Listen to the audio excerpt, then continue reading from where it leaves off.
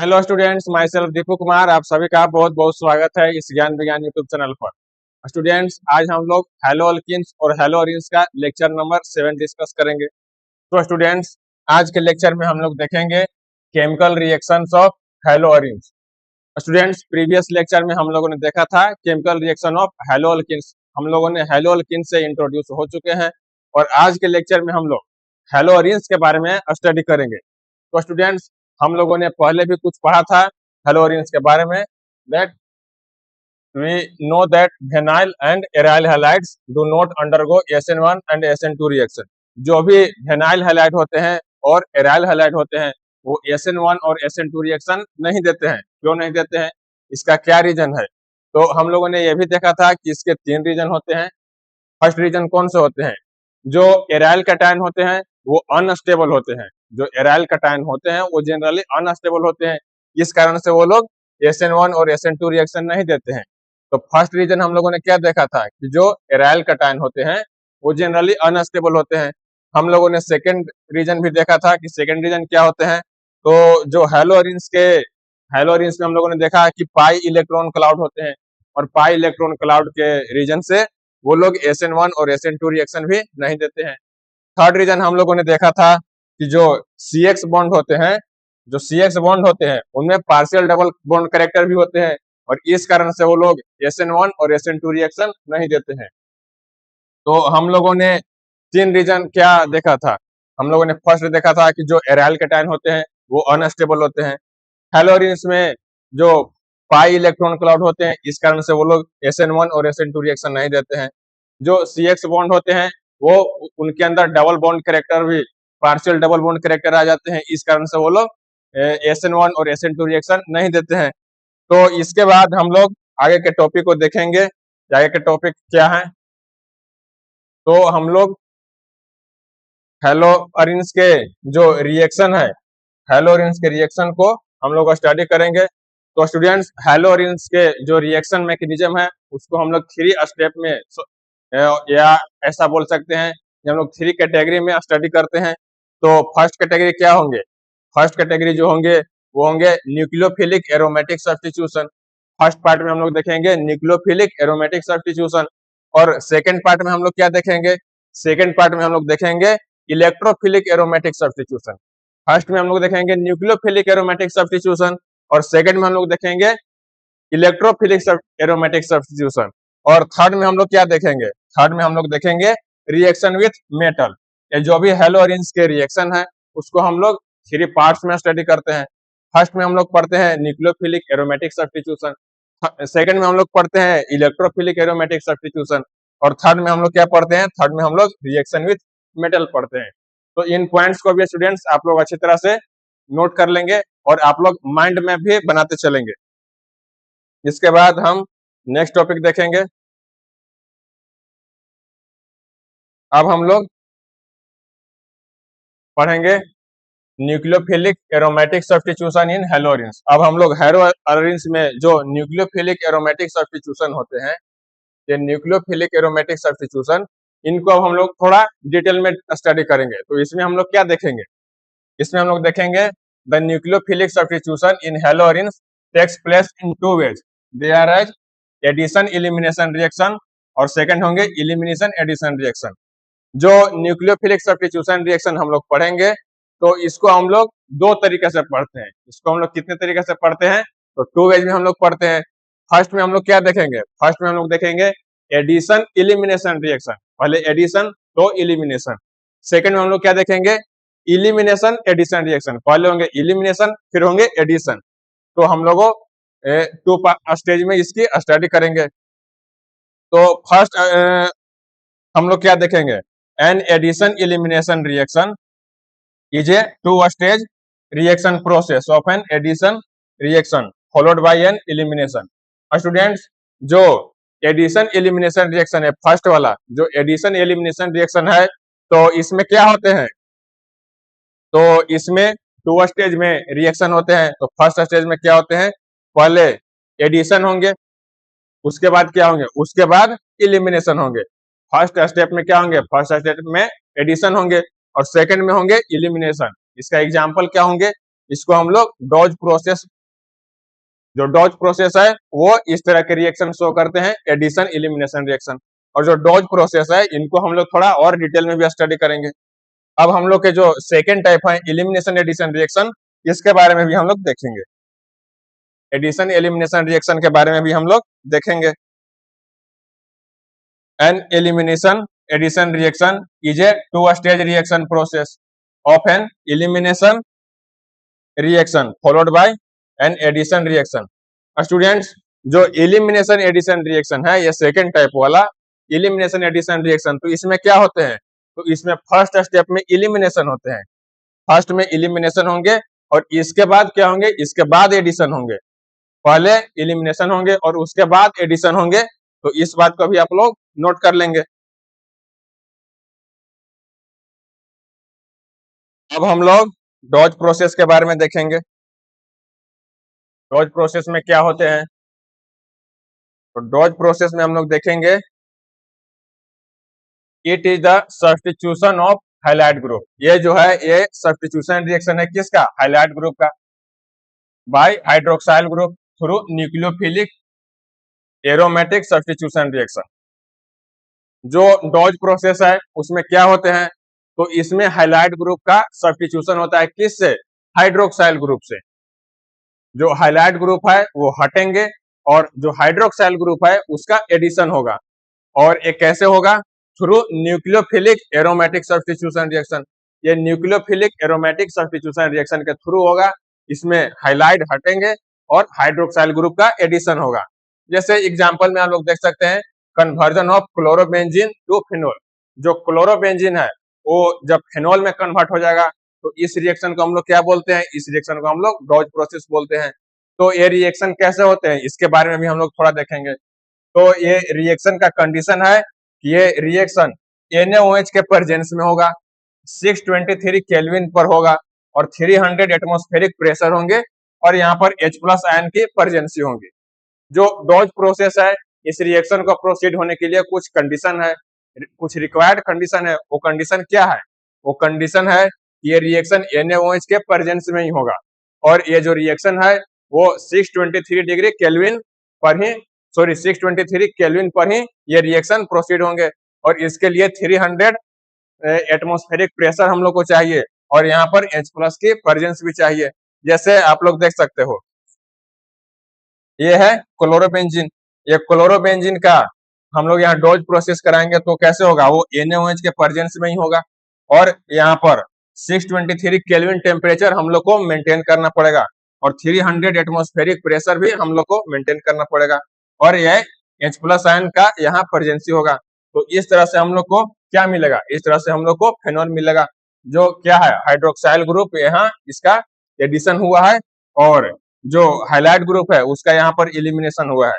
यहाँ पर आप लोग देख रहे हैं कि हम लोगों ने क्या देखा कि डॉज प्रोसेस में क्या होता है, हाइलाइट ग्रुप हटता है और हाइड्रोक्साइल ग्रुप का एडिशन होता है। मतलब हाइलाइट ग्रुप का सब्स्टिट्यूट करता है कौन, हाइड्रोक्साइल ग्रुप। तो यहाँ आप लोग देख सकते हैं कि ये हाइलाइट ग्रुप है क्लोरीन और क्लोरीन यहाँ से हटा है और कौन जुटा है, यहाँ पर हाइड्रोक्साइल ग्रुप जुटा है। तो इस तरह से क्लोरोबेंजीन से हम लोग को क्या मिला, क्लोरोबेंजीन से हम लोग को फेनॉल मिला। तो इस प्रोसेस को हम लोग डॉज प्रोसेस बोलते हैं। इसके बाद हम लोग देखेंगे इसका मैकेनिज्म, ये जो डॉज प्रोसेस है वो कैसे प्रोसीड करता है, इसका मैकेनिज्म क्या है। तो मैकेनिज्म में हम लोग देखेंगे कि ये जो डॉज प्रोसेस है वो मल्टीपल स्टेप में होते हैं। तो इसके फर्स्ट स्टेप में क्या होंगे, तो फर्स्ट स्टेप में हम लोग देखेंगे कि फर्स्ट स्टेप में अटैक ऑफ न्यूक्लियोफाइल होंगे। ये जो आप लोग क्लोरोबेंजीन देख रहे हैं, ये जो क्लोरोबेंजीन आप लोग देख रहे हैं, तो फर्स्ट स्टेप में क्या होंगे, फर्स्ट स्टेप में न्यूक्लियोफाइल का यहाँ पर अटैक होगा। यहाँ आप लोग देख सकते हैं कि जो OH- है, जो OH- है ये तो न्यूक्लियोफाइल है, आप लोग जानते हो।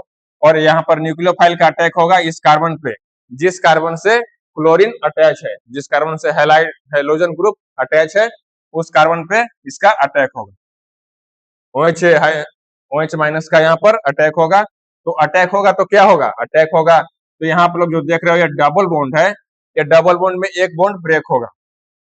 जैसे आप लोग देख सकते हो ये डबल बॉन्ड है और इसका एक जो बॉन्ड है ये बॉन्ड ब्रेक होगा। ये बॉन्ड कब ब्रेक होगा, जब यहाँ पर न्यूक्लियोफाइल का अटैक होगा तो ये बॉन्ड ब्रेक होगा और इसके सारे इलेक्ट्रॉन यहाँ पर आ जाएंगे, इसके सारे इलेक्ट्रॉन यहाँ पर शिफ्ट हो जाएंगे और इस तरह से यहाँ आप लोग देख सकते हो कि निगेटिव चार्ज का यहाँ पर डेवलपमेंट होगा, यहाँ पर निगेटिव चार्ज का डेवलपमेंट होगा।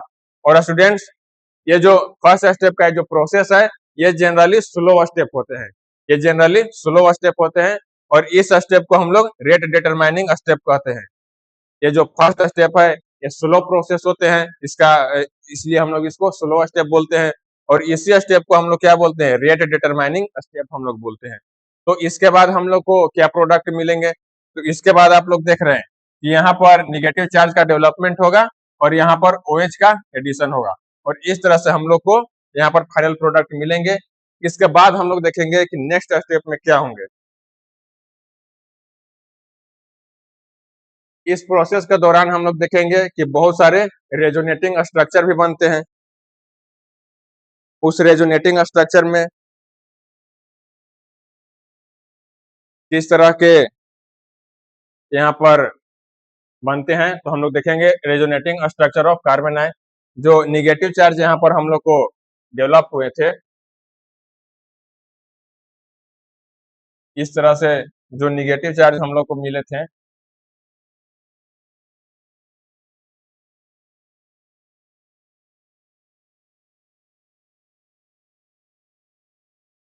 यहाँ पर जो हम लोग को निगेटिव चार्ज मिले थे और यहाँ पर क्लोरीन और OH है,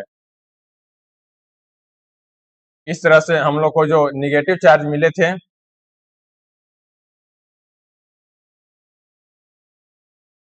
तो ये एक रेजोनेंस शो करेगा। ये रेजोनेंस कैसे शो करेगा, ये रेजोनेंस कैसे शो करेगा तो हम लोग देखेंगे कि यहाँ पर लोन पेयर है, lone pair sigma pi bond, फिर सिग्मा पाई बॉन्ड, तो इतना हम लोग देख रहे हैं कि ये रेजोनेटिंग पार्ट है, यहाँ पर रेजोनेंस स्टेब्लिश है, इतना पार्ट ये रेजोनेटिंग पार्ट है। तो इसी को यहाँ पर रिप्रेजेंट किया गया है, ये इतना रेजोनेटिंग पार्ट है, ये इस तरह से। तो हम लोग को कैसे कैसे मिलेगा, पहले तो हम लोगों ने देखा कि यहाँ पर हम लोग को कार्बन आयन का फॉर्मेशन हुआ है, निगेटिव चार्ज का यहाँ पर डेवलपमेंट हुआ है, इसको हम लोग कार्बन आयन का फॉर्मेशन भी बोलते हैं। तो यहाँ हम लोग देखेंगे कि ये जो लोन पेयर है, ये जो यहाँ पर इलेक्ट्रॉन है उसका शिफ्टिंग होगा, ये इलेक्ट्रॉन यहाँ पर शिफ्ट कर जाएंगे, यहाँ पर देखिए यहाँ पर ये इलेक्ट्रॉन शिफ्ट कर गए हैं तो डबल बॉन्ड यहाँ पर डेवलप हो जाएंगे और फिर से यहाँ पर लोन पेयर का शिफ्टिंग होगा और ये जो लोन पेयर है वो शिफ्ट कर यहाँ चले जाएंगे। तो यहाँ आप लोग देख रहे हैं कि लोन पेयर का शिफ्टिंग हो गया, यहाँ पर आ गए और यहाँ पर फिर भी डबल बॉन्ड का डेवलपमेंट हुआ है। तो हम लोग देख रहे हैं कि इतना जो ये पार्ट है यहाँ पर रेजोनेंस स्टेब्लिश है। तो ये जो इतने स्ट्रक्चर है ये कौन से है, ये रेजोनेटिंग स्ट्रक्चर है। जो कार्बन आयन का फॉर्मेशन होगा उसका जो रेजोनेटिंग स्ट्रक्चर होगा वो रेजोनेटिंग स्ट्रक्चर इस तरह से होगा। फिर हम लोग देख रहे हैं the different resonating structures for the stability of carbanion formed are shown. जो डिफरेंट रेजोनेटिंग स्ट्रक्चर होंगे वो यहाँ पर आप लोग को दिखा दिए गए हैं। There are three resonating structure with the negative charge on the ortho and para atom. Students, यहाँ हम लोग देख रहे हैं कि रेजोनेटिंग स्ट्रक्चर कितने हैं, तो हम लोग देख रहे हैं कि हम लोग के पास रेजोनेटिंग स्ट्रक्चर 3 हैं और रेजोनेटिंग स्ट्रक्चर 3 हैं तो हमारे जो निगेटिव चार्ज है वो निगेटिव चार्ज कहाँ कहाँ पर डेवलप हो रहे हैं। तो स्टूडेंट्स, हम लोग यहाँ देख रहे हैं कि जो निगेटिव चार्ज है वो ऑर्थो और पैरा पोजिशन पर हम लोग को डेवलप हो रहे हैं। तो आप लोग ऐसा सोच रहे होंगे कि ऑर्थो और पैरा क्या होता है, तो आप लोगों को हम बता देते हैं कि ऑर्थो और पैरा क्या होता है।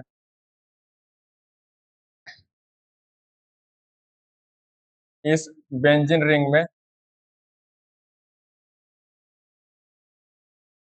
यहाँ से कोई ग्रुप अटैच रहेगा तो इसके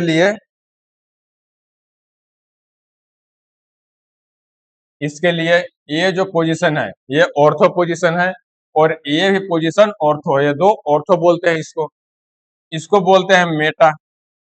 ये दो मेटा पोजीशन होते हैं, दो ऑर्थो पोजीशन होते हैं और दो मेटा पोजीशन होते हैं और इस पोजीशन को हम लोग बोलते हैं पैरा, इस पोजीशन को हम लोग पैरा पोजीशन बोलते हैं। तो हम लोग देख रहे हैं कार्बन आयन हम लोग को कहाँ कहाँ मिल रहा है, तो हम लोग को कार्बन आयन यहाँ मिल रहा है और यहाँ भी मिल रहा है, हम लोग देख लिए, और एक कार्बन आयन हम लोग को यहाँ मिल रहा है। तो इस कारण से हम लोग को 3 रेजोनेटिंग स्ट्रक्चर मिल रहे हैं। तो इसी बात को यहाँ पर रिप्रेजेंट किया गया है, there are 3 resonating structure with the negative charge on the ortho and para carbon ion.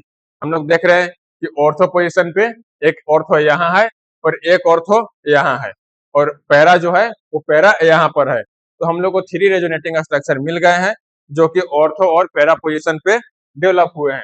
तो इस पॉइंट को भी स्टूडेंट्स आप लोग नोट कर लेंगे। इसके बाद हम लोग नेक्स्ट पॉइंट देखेंगे।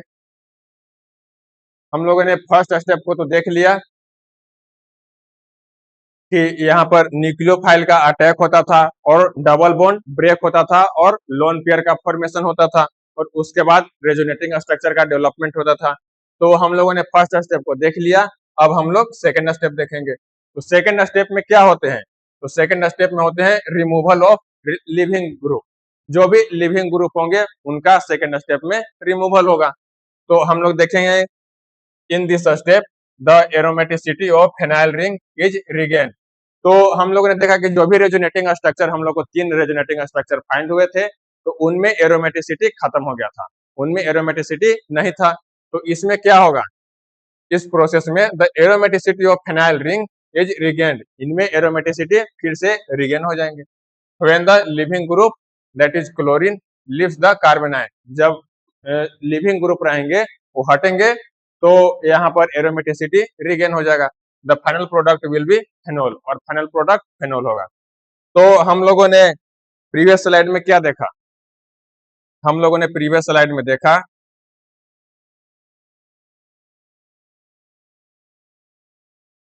कि यहाँ पर हम लोग को क्लोरीन अटैच थे और यहाँ OH थे, इस तरह से हम लोग को मिला, और कार्बन आयन इस तरह से फॉर्म हो गए थे, इस तरह से हम लोग को प्रोडक्ट मिला था। तो इसमें क्या होगा? तो इसमें ये जो लिविंग ग्रुप है क्लोरीन,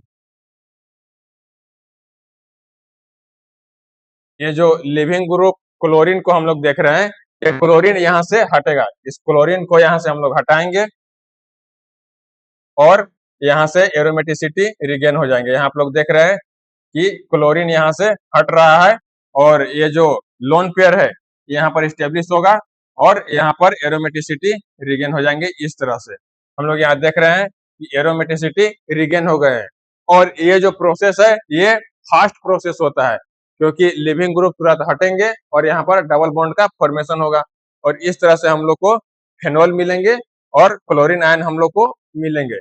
तो हम लोगों ने सेकंड स्टेप को भी देख लिया, इस तरह से हम लोग को हाइड्रोक्साइल ग्रुप का फॉर्मेशन होता है। फेनोल का हम लोग को यहाँ पर एज ए प्रोडक्ट मिलते हैं। हम लोग मेन पॉइंट के रूप में देखेंगे, phenol has acidic hydrogen and initially the medium is basic. पहले तो हम लोग को मीडियम बेसिक था और इसका जो कैरेक्टर है वो एसिडिक हाइड्रोजन होते हैं। So sodium phenoxide is formed, और इसलिए सोडियम फेनोक्साइड का भी फॉर्मेशन होता है। Therefore proton is provided for protonation after words, और इसके बाद जो H+ है वो यहाँ पर दिए जाते हैं प्रोटोनेशन कराने के लिए। तो इन सारे पॉइंट्स को भी आप लोग नोट कर लेंगे। इसके बाद हम लोग अनदर एग्जाम्पल भी लेंगे, अनदर एग्जाम्पल के थ्रू भी इसको समझेंगे।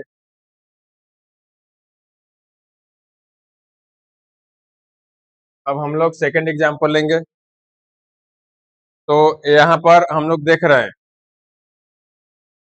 In the nucleophilic aromatic substitution reaction the more the number of electron withdrawing group in the benzene ring, the lower the temperature and pressure required for the reaction to proceed and give the final product. Students, इस example में हम लोग ये देखेंगे कि जो भी benzene ring रहेंगे, बेंजीन रिंग में जितने भी इलेक्ट्रॉन विथ ड्रॉइंग ग्रुप की संख्या ज्यादा रहेगी, जैसे जैसे इलेक्ट्रॉन विथ ड्रॉइंग ग्रुप की संख्या बढ़ेगी उसी तरह से हम लोग को टेम्परेचर, रिक्वायर्ड टेम्परेचर कम होंगे और रिक्वायर्ड प्रेशर भी हम लोग को कम होंगे। इसका मीनिंग ये हुआ कि जब इलेक्ट्रॉन विथ ड्रॉइंग ग्रुप ज्यादा होंगे तो हम लोग को इस रिएक्शन को प्रोसीड होने के लिए हम लोग को कम ही टेम्परेचर देना पड़ेगा, और कम प्रेशर भी देना पड़ेगा। इसका मीनिंग यही हुआ। तो यहाँ हम लोग देख रहे हैं कि ये एक इलेक्ट्रॉन विथड्रॉइंग ग्रुप है। तो एक इलेक्ट्रॉन विथड्रॉइंग ग्रुप आ गया, तो हम लोग को रिएक्शन को प्रोसीड करने में क्या हम लोग को चेंजेस क्या है, तो हम लोग देख रहे हैं कि NaOH के प्रेजेंस में तो रिएक्शन प्रोसीड करेगा ही। तो हम लोग देख रहे हैं कि यहाँ पर टेम्परेचर रिड्यूस कर गया, जो मोर देन 600 केल्विन थे, तो अब 443 केल्विन हम लोग को ही रिक्वायर्ड रहेंगे और इतना ही टेम्परेचर पर ये रिएक्शन प्रोसीड हो जाएंगे। तो स्टूडेंट्स, इसका फाइनल कंक्लूजन यही है कि जब हम लोग इलेक्ट्रॉन विथड्रॉइंग ग्रुप की संख्या बढ़ाएंगे तो हम लोग को रिएक्शन को प्रोसीड करने के लिए जो रिक्वायर्ड टेम्परेचर रहेंगे और रिक्वायर्ड प्रेशर भी रहेंगे, वो हम लोग को कम लगाने पड़ेंगे। इसको हम लोग अनदर एग्जांपल के थ्रू भी देखेंगे।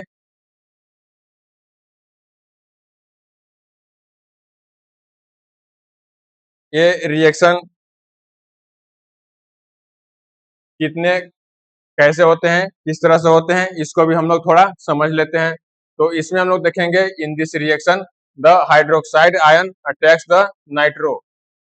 यहाँ पर इलेक्ट्रॉन विथड्रॉइंग ग्रुप, ये जो NO2 है,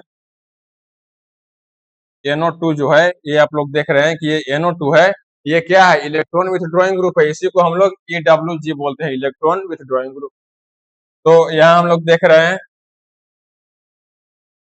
in this reaction the hydroxide ion attacks the electron withdrawing group, substituted chlorobenzene and carbon ion is formed. और इसके बाद कार्बन आयन का फॉर्मेशन होता है। The formation of the carbon ion is the slowest. Students, इसमें ऐसा हम लोग देख रहे हैं कि जो हाइड्रोक्साइड आयन है, यहाँ हम लोग देख रहे हैं कि जो हाइड्रोक्साइड आयन है, इसका यहाँ पर बेंजीन रिंग पे अटैक होगा। बेंजीन रिंग पे अटैक कहाँ पे करेगा, उस कार्बन पे करेगा जहां से जो हेलोजन ग्रुप है वो डायरेक्टली अटैच है। तो इस कार्बन से हेलोजन ग्रुप डायरेक्टली अटैच है, तो इस हाइड्रोक्साइड आयन का यहाँ पर अटैक होगा, इस कार्बन पे अटैक होगा। और इसके बाद क्या होगा, इसके बाद होगा substituted chlorobenzene and carbon ion is formed. और इसके बाद क्या होंगे, इसके बाद यहाँ हम लोग जो देख रहे हैं कि ये जो डबल बॉन्ड है, तो इसका एक बॉन्ड ब्रेक होगा और कार्बन आयन का फॉर्मेशन होगा। यहाँ जो हम लोग देख रहे हैं कि कार्बन आयन फॉर्म्ड, जो कार्बन आयन का फॉर्मेशन होता है वो इसी से होता है। हाइड्रोक्साइड ग्रुप का यहाँ पर अटैक होगा और इस तरह से बॉन्ड का ब्रेकिंग होगा और यहाँ पर निगेटिव चार्ज का डेवलपमेंट होगा, जिसको हम लोग कार्बन आयन भी बोलते हैं। और हम लोग देख रहे हैं कि OH का यहाँ पर एडिशन भी हो जाएगा, इस तरह से OH का एडिशन हो जाएगा। और ये जो प्रोसेस है, ये जो स्टेप है, ये स्लो स्टेप होता है और इसी को हम लोग क्या बोलते हैं, रेट डिटरमाइनिंग स्टेप भी बोलते हैं। ये प्रोसेस स्लो होता है। इसके बाद हम लोग नेक्स्ट स्टेप देखेंगे, इसमें क्या क्या होते हैं हम लोग ये भी देखेंगे। हाँ, हम लोग देख रहे हैं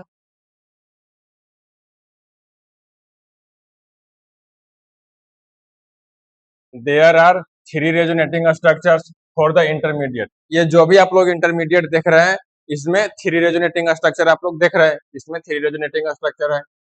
the resonating structure in which the negative charge of the carbon ion is adjacent to the nitro group is the most stable due to the shorter charge separation and it contributes maximum to the resonance hybrid। इसमें यह बोला जा रहा है कि जो negative charge है, ये आप लोग जो निगेटिव चार्ज देख रहे हैं कार्बन आयन, वो उस कार्बन पे हैं जो नाइट्रो ग्रुप से डायरेक्टली अटैच है, तो ये ज्यादा स्टेबल होंगे। जैसे आप लोग देख रहे हैं कि यहाँ जो कार्बन आयन है, ये नाइट्रो ग्रुप से डायरेक्टली अटैच है, वो नियरेस्ट है। यहाँ हम लोग क्या देख रहे हैं, the negative charge of the carbon ion is adjacent to the nitro group, मतलब नाइट्रो ग्रुप के सबसे नियरेस्ट है जो एडजेसेंट कार्बन है। तो ये नाइट्रो ग्रुप की एडजेसेंट कार्बन कौन है, नाइट्रो ग्रुप के एडजेसेंट कार्बन ये है और ये नाइट्रो ग्रुप का एडजेसेंट कार्बन ये भी है। यहाँ हम लोग देख रहे हैं कि यहाँ पर कार्बन आयन का फॉर्मेशन नहीं हुआ है। यहाँ जो एडजेसेंट कार्बन है, तो यहाँ पर कार्बन आयन का फॉर्मेशन नहीं हुआ है। कार्बन आयन का फॉर्मेशन यहाँ हुआ है और यहाँ हुआ है, इसमें भी नहीं हुआ है। हम लोग देख रहे हैं कि कार्बन आयन का फॉर्मेशन यहाँ हुआ है, जो कि नाइट्रो ग्रुप के एडजेसेंट कार्बन नहीं है। तो ये जो दो स्ट्रक्चर हैं ये स्टेबल हैं। ये स्टेबल क्यों है?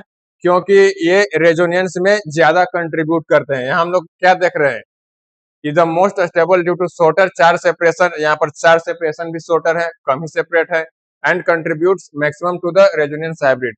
और यहाँ जो नाइट्रो ग्रुप है जब एडिसेंट कार्बन पे रहेंगे तो हाइब्रिडाइजेशन में ज्यादा कंट्रीब्यूट करेंगे। यहाँ हम लोग क्या देख रहे हैं कि ये जो कार्बन आयन है, ये जो कार्बन आयन आप लोग देख रहे हैं तो नाइट्रो ग्रुप के एडिसेंट कार्बन पे है, और ये जो नाइट्रो ग्रुप है ये पूरे बेंजीन रिंग में हाइब्रिडाइजेशन में कंट्रीब्यूट करेगा, इसलिए ये दो स्ट्रक्चर स्टेबल है। तो इसके बाद हम लोग देखेंगे स्टेप 2, ये स्टेप 2 में क्या होंगे। अब हम लोग सेकेंड स्टेप देखेंगे। सेकेंड स्टेप में हम लोग देखेंगे व्हेन द लिविंग ग्रुप, मतलब यहाँ पर हैलोजन की बात हो रही है, chlorine leaves p nitrophenol is formed. जब लिविंग ग्रुप हट जाएंगे, यहाँ से जो लिविंग ग्रुप क्लोरीन है जब ये हट जाएंगे तो क्या होंगे, वो पी नाइट्रोफेनॉल हम लोग को मिलेंगे, p nitrophenol. Since the removal of the leaving group from the substrate regains aromaticity, it is the fastest step। और स्टूडेंट्स यहाँ पर जो भी लिविंग ग्रुप यहाँ से हटेंगे, ये जो क्लोरीन है यहाँ से हटेंगे तो इसकी एरोमेटिसिटी रिगेन हो जाएगी। यहाँ हम लोग क्या देख रहे हैं, हम लोग यहाँ पर देख रहे हैं कि जो बेंजीन रिंग है इसका एरोमेटिसिटी गेन नहीं है, इसका एरोमेटिसिटी लॉस्ट हो गया है। और जैसे ही यहाँ से ये लिविंग ग्रुप का रिमूवल होगा इस बेंजीन रिंग का एरोमेटिसिटी रिगेन हो जाएंगे। यहाँ आप लोग देख सकते हैं कि एरोमेटिसिटी रिगेन हो गया है। और ये जो प्रोसेस है ये फास्टेस्ट स्टेप होते हैं, क्योंकि यहाँ से क्लोरीन ग्रुप का रिमूवल होता है, यहाँ से क्लोरीन ग्रुप का ये क्लोरीन का यहाँ से रिमूवल होता है और तुरंत ही ये डबल बॉन्ड यहाँ पर डेवलप हो जाते हैं और इस तरह से एरोमेटिसिटी रिगेन हो जाते हैं और ये फास्ट स्टेप होते हैं। तो यहाँ हम लोग को क्या क्या मिलते हैं, यहाँ पर हम लोग को पी नाइट्रोफिनॉल मिले और क्लोरीन आयन हम लोग को मिले। तो इस तरह से ये रिएक्शन प्रोसीड करते हैं, इसको भी आप लोग नोट कर लेंगे। इसके बाद हम लोग इलेक्ट्रॉन विथड्रॉइंग ग्रुप के स्टेबिलिटी को भी हम लोग देखेंगे। हम लोग देखेंगे इलेक्ट्रॉन विथड्रॉइंग ग्रुप की स्टेबिलिटी। तो स्टूडेंट्स हम लोगों ने देखा कि जो बेंजीन रिंग होते हैं उसमें कितने पोजीशन होते हैं, ऑर्थो, मेटा और पैरा होते हैं। तो यहाँ हम लोग देख रहे हैं the negative charge on ortho position stabilized by electron withdrawing group. जो निगेटिव चार्ज होंगे जब ऑर्थो पोजीशन पे होंगे, यहाँ जैसे देखिए जब निगेटिव चार्ज होंगे वो ऑर्थो पोजीशन पे रहेंगे, मतलब यहाँ रहेंगे। जब निगेटिव चार्ज यहाँ रहेंगे इस पोजीशन पे, ऑर्थो पोजीशन पे, तो ये स्टेबलाइज होंगे किससे, जो ये इलेक्ट्रॉन विथड्रॉइंग ग्रुप है, जो इलेक्ट्रॉन विथड्रॉइंग ग्रुप है वो ऑर्थो पोजीशन पे जो निगेटिव चार्ज रहेंगे उनको स्टेबलाइज कर देते हैं। यहाँ हम लोग देख रहे हैं कि जो निगेटिव चार्ज है तो इस ऑर्थो पोजीशन पे, सॉरी यहाँ जो निगेटिव चार्ज है ऑर्थो पोजीशन पे है तो इसको स्टेबलाइज कौन करेगा, इलेक्ट्रॉन विथड्रॉइंग ग्रुप इसको स्टेबलाइज करेगा। यहाँ जो हम लोग देख रहे हैं कि निगेटिव चार्ज है तो इसको स्टेबलाइज कौन करेगा, तो इलेक्ट्रॉन विथड्रॉइंग ग्रुप इसको स्टेबलाइज कर देते हैं। तो अब हम लोग देखेंगे इसके बाद पैरा पोजीशन के बारे में भी देखेंगे। जब electron withdrawing group para position पे रहेंगे तो क्या होंगे, तो negative charge on para position stabilized by electron withdrawing group. जब negative charge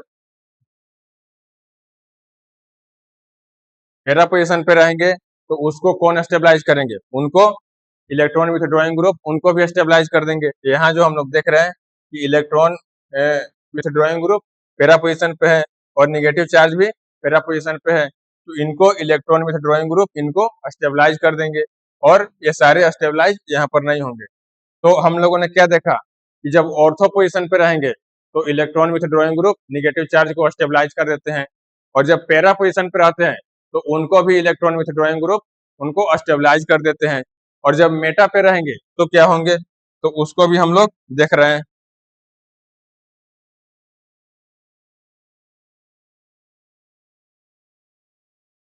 The negative charge at meta position is not much stabilized by electron withdrawing group because the negative charge is developed only on ortho and para position. Students, जो negative charge रहेंगे जब Meta position पे रहेंगे, जो negative charge Meta position पे रहेंगे, जैसे देखिए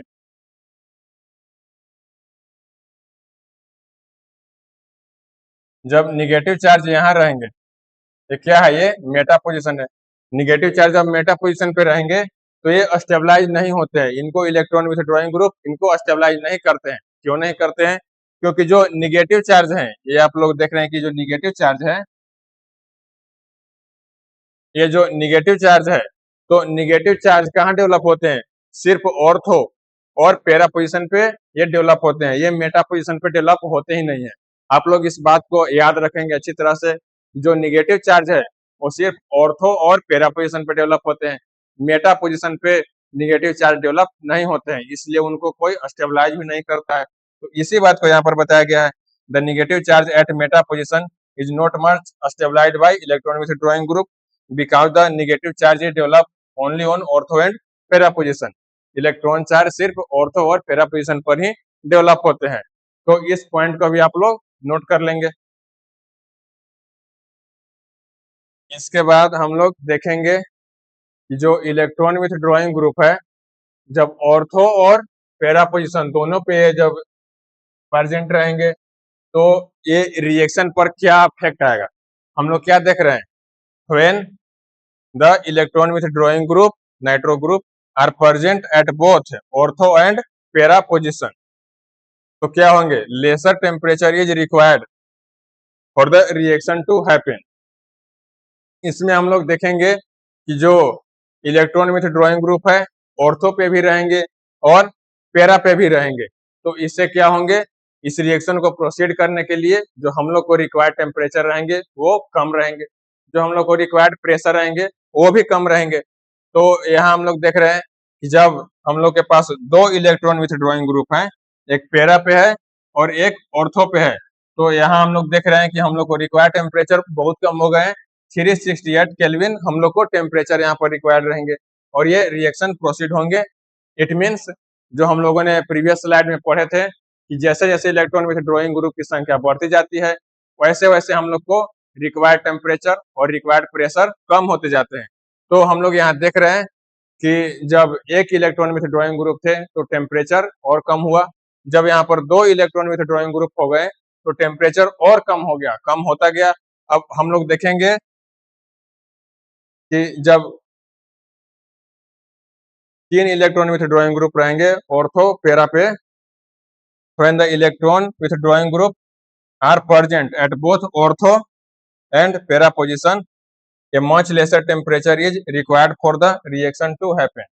जब ऑर्थो और पैरा दोनों पोजीशन पे इलेक्ट्रॉन विथड्रॉइंग ग्रुप प्रेजेंट होंगे, यहाँ हम लोग देख रहे हैं कि ऑर्थो पर प्रेजेंट है और पैरा पर भी प्रेजेंट है। यहाँ हम लोग क्या देख रहे हैं कि यहाँ तीन इलेक्ट्रॉन विथड्रॉइंग ग्रुप प्रेजेंट है और जब ऑर्थो और पैरा दोनों पोजीशन पे इलेक्ट्रॉन विथड्रॉइंग ग्रुप फुलफिल रहेंगे तो हम लोग को रिक्वायर्ड टेम्परेचर काफी कम हो जाएंगे। ये रिएक्शन को प्रोसीड करने के लिए हम लोग को बहुत ही कम टेम्परेचर चाहिए। कितना कम टेम्परेचर चाहिए? तो आप लोग सिर्फ वार्म वाटर ही लोगे तो वार्म वाटर से ही टेम्परेचर प्रोसीड हो जाएंगे। तो यहाँ हम लोग क्या देख रहे हैं कि टेम्परेचर हम लोग को काफी रिड्यूस हो गए। पहले जब इलेक्ट्रॉन विथड्रॉइंग ग्रुप नहीं थे तो मोर देन 600 थे, जब एक इलेक्ट्रॉन विथड्रॉइंग ग्रुप थे तो अराउंड 400 केल्विन हो गए, जब दो इलेक्ट्रॉन विथड्रॉइंग ग्रुप हो गए तो कितने हो गए? अराउंड 300 थे, और जब 3 इलेक्ट्रॉन विथड्रॉइंग ग्रुप हो गए तो हम लोग को सिर्फ वार्म वाटर से ही काम चल जाएगा।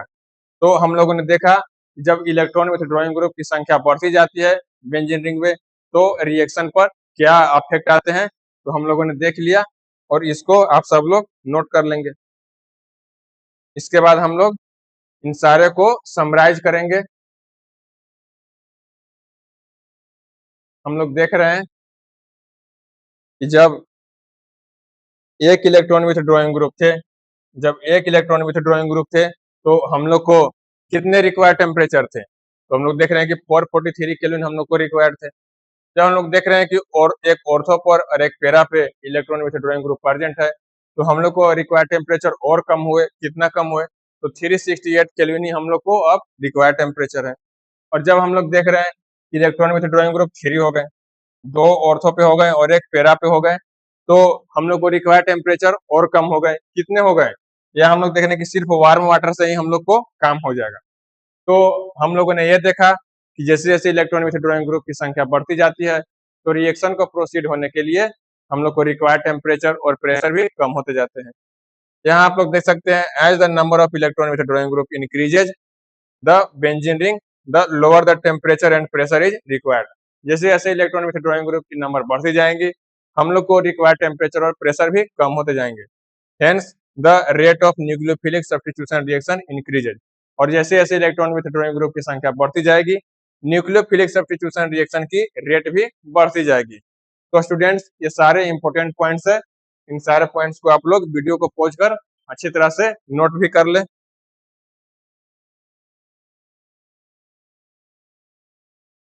आप लोग के प्रैक्टिस के लिए एक क्वेश्चन भी लाए हैं, इसको आप लोग एज ए होमवर्क प्रैक्टिस करेंगे और इसके जो भी आंसर आप लोग फाइंड करेंगे उसको आप लोग नीचे कमेंट सेक्शन में जरूर बताएंगे, और आप लोग इसको कैसे सोल्व किए हैं इसको भी आप लोग कमेंट सेक्शन में जरूर बताएंगे, और इस क्वेश्चन को सोल्व करने में आप लोग को क्या डिफिकल्टी हो रही है इसको भी बताएंगे। तो स्टूडेंट्स, अब तक हम लोगों ने न्यूक्लियोफिलिक एरोमेटिक सब्स्टिट्यूशन रिएक्शन को स्टडी कर लिया है।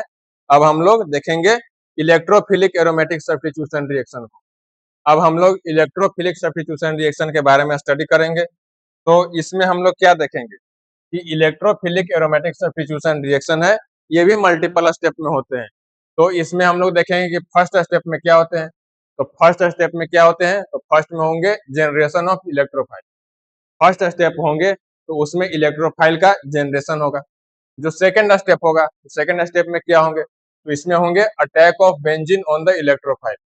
जो सेकंड स्टेप होंगे, तो हम लोग को जो इलेक्ट्रोफाइल मिले हैं, तो इलेक्ट्रोफाइल पर बेंजीन का अटैक होगा। जो भी इलेक्ट्रोफाइल होंगे उसके ऊपर बेंजीन का अटैक होगा।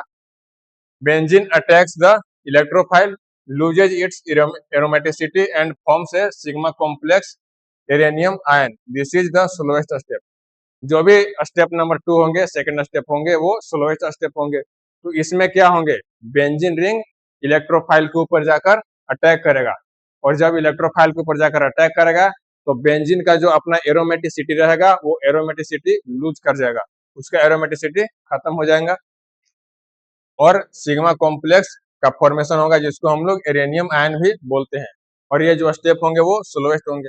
इसके बाद होंगे स्टेप नंबर 3। तो स्टेप नंबर 3 में क्या होंगे, तो इसमें होंगे the removal of proton to regain aromaticity. तो स्टेप 3 में क्या होंगे, स्टेप 2 में हम लोगों ने देखा कि एरोमेटिसिटी खत्म हो गया है, जो बेंजीन रिंग है वो अपना एरोमेटिसिटी लूज कर गया है। तो थर्ड स्टेप में क्या होंगे, तो थर्ड स्टेप में एरोमेटिसिटी रिगेन कर लेंगे।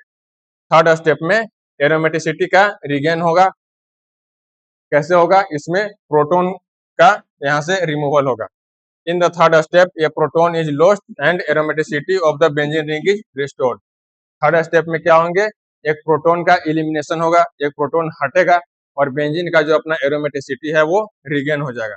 और इसका रिएक्शन किस तरह से होता है, तो हम लोग देख रहे हैं कि हम लोग के पास पहले तो इलेक्ट्रोफाइल का फॉर्मेशन होगा, इलेक्ट्रोफाइल के ऊपर बेंजीन रिंग का अटैक होगा। ये जो प्रोसेस है वो स्लो होता है। तो हम लोग क्या देख रहे हैं कि इस बेंजीन रिंग का जो अपना एरोमेटिसिटी है, एरोमेटिसिटी खत्म हो गया है। यहाँ आप लोग देख रहे हैं इसका एरोमेटिसिटी खत्म हो गया है।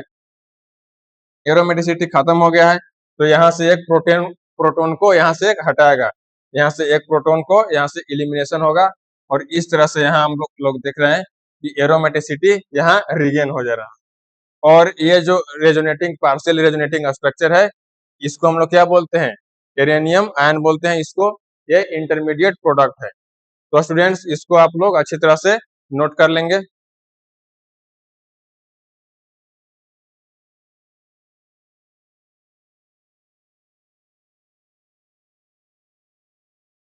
इसके बाद हम लोग देखेंगे electrophilic substitution reaction of G substituted benzene ring. जो जी सब्स्टिट्यूटेड बेंजीन रिंग होंगे उनमें इलेक्ट्रोफिलिक सब्स्टिट्यूशन रिएक्शन किस तरह से होंगे, इसको हम लोग देखेंगे। तो यहाँ हम लोग देख रहे हैं कि बेंजीन रिंग में एक जी सब्स्टिट्यूटेड एक जी ग्रुप है। जी ग्रुप कौन है? तो ये है ये हो सकता है इलेक्ट्रॉन विथड्रॉइंग ग्रुप और इलेक्ट्रॉन डोनेटिंग ग्रुप भी हो सकते हैं, जिसको हम लोग आगे पढ़ेंगे। तो इसका रिएक्शन किस तरह से होगा, तो इसमें हम लोग देखेंगे, इसमें भी जो हम लोग देख रहे हैं कि बेंजीन रिंग यहाँ पर भी जो अपना एरोमेटिसिटी है वो लूज कर जा रहा है, और बेंजीन रिंग यहाँ पर अपना एरोमेटिसिटी लूज कर गया। और इसके बाद हम लोग क्या देख रहे हैं कि यहाँ पर फिर से बेंजीन रिंग का यहाँ पर रिगेन हो रहा है। वो किस तरह से हो रहा है, तो यहाँ हम लोग देख रहे हैं कि ये जो E प्लस है, यहाँ हम लोग क्या देख रहे हैं कि ये जो E प्लस है और E माइनस A माइनस है, ये माइनस है, तो E प्लस का यहाँ पर अटैक होगा, तो ये क्या होगा, ये बॉन्ड का ब्रेकिंग होगा, बॉन्ड ब्रेक होगा इस तरह से, ये E इस इलेक्ट्रॉन को लेकर बाहर निकल जाएगा और यहाँ पर हम लोग को कार्बोकैटायन का फॉर्मेशन होगा। या हम लोग क्या देख रहे हैं, कार्बोकैटायन का यहाँ पर फॉर्मेशन हुआ है। कार्बोकैटायन का फॉर्मेशन हुआ है, तो इसके बाद क्या होगा, इसके बाद यहाँ पर A माइनस का अटैक होगा। यहाँ जो हम लोग A माइनस देख रहे हैं, इस A माइनस का इस पर अटैक होगा और इसका एडिशन हो जाएगा। तो इसके बाद क्या होंगे, इसके बाद यहाँ हम लोग देख रहे हैं कि इसका एरोमेटिसिटी रिगेन हो गया है और हम लोग को इस तरह से H as a additional product मिलेंगे, साइड प्रोडक्ट मिलेंगे।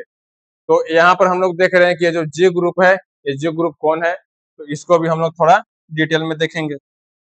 ये जी कौन कौन से ग्रुप है, तो जी जो है वो दो तरह के हो सकते हैं। जी कौन कौन हो सकते हैं, तो पहले जो हो सकते हैं इलेक्ट्रॉन डोनेटिंग ग्रुप हो सकते हैं। जो जी ग्रुप है वो इलेक्ट्रॉन डोनेटिंग ग्रुप हो सकते हैं। सेकंड कौन से हो सकते हैं, वो इलेक्ट्रॉन विथड्रॉइंग ग्रुप भी हो सकते हैं। जी जो है वो इलेक्ट्रॉन डोनेटिंग ग्रुप हो सकते हैं और जी इलेक्ट्रॉन विथड्रॉइंग ग्रुप भी हो सकते हैं।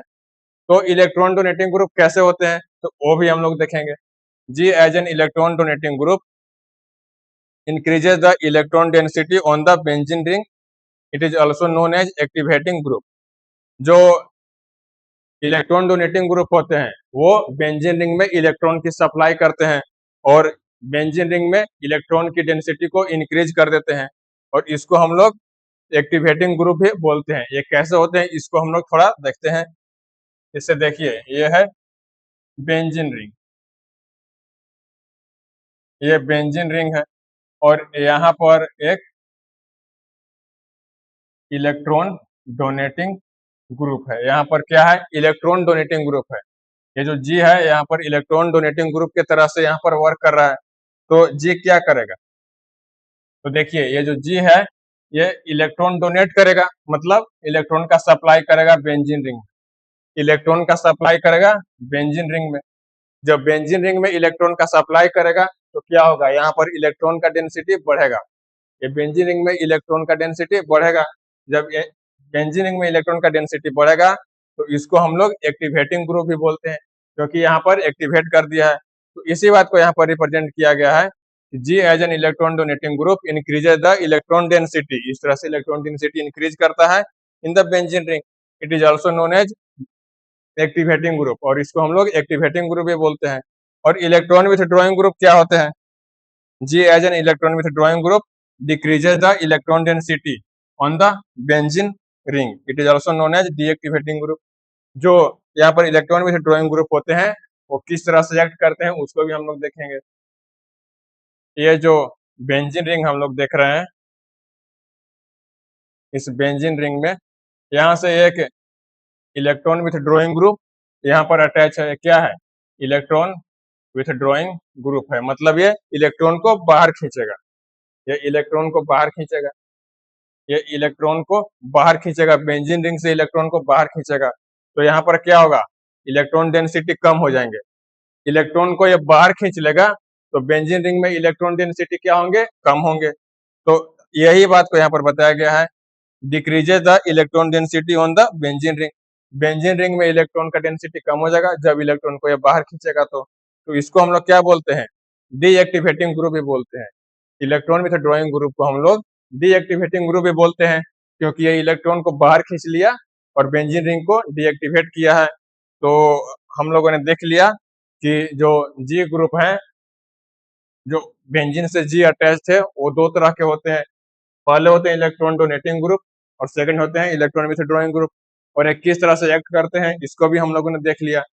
तो इन सब को आप लोग वीडियो को पॉज कर नोट कर लेंगे।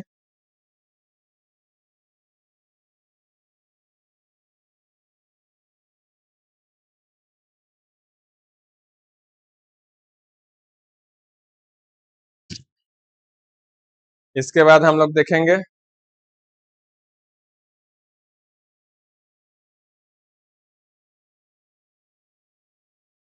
इन general activating groups are ortho para directing. जो एक्टिवेटिंग ग्रुप होते हैं, जो एक्टिवेटिंग ग्रुप होते हैं मतलब इलेक्ट्रॉन को सप्लाई करने वाले, इलेक्ट्रॉन को डोनेट करने वाले are ortho para directing and deactivating group are meta directing. तो स्टूडेंट्स, जो एक्टिवेटिंग ग्रुप होते हैं, यहाँ हम लोग क्या देख रहे हैं, एक्टिवेटिंग ग्रुप जो इलेक्ट्रॉन की सप्लाई करते हैं, इलेक्ट्रॉन की डेंसिटी यहाँ पर बढ़ाएंगे। जो इलेक्ट्रॉन की डेंसिटी बढ़ाएंगे ये ऑर्थो और पैरा डायरेक्टिंग होते हैं, ये ऑर्थो और पैरा डायरेक्टिंग होते हैं। और जो डीएक्टिवेटिंग ग्रुप होते हैं मतलब इलेक्ट्रॉन को बाहर खींचने वाले, जो इलेक्ट्रॉन को बाहर खींचेंगे तो इलेक्ट्रॉन डेंसिटी क्या करेंगे, इलेक्ट्रॉन डेंसिटी कम कर देंगे। यहाँ पर इलेक्ट्रॉन डेंसिटी को कम कर देंगे, और जब इलेक्ट्रॉन डेंसिटी को कम करेंगे तो ये क्या होंगे, ये मेटा डायरेक्टिंग होंगे। इसको हम लोग क्या बोलेंगे, इसको हम लोग मेटा डायरेक्टिंग बोलेंगे। इसको जो डीएक्टिवेटिंग ग्रुप हम लोग बोलते थे, ये जनरली मेटा डायरेक्टिंग होते हैं। तो इसको भी आप लोग नोट कर लेंगे।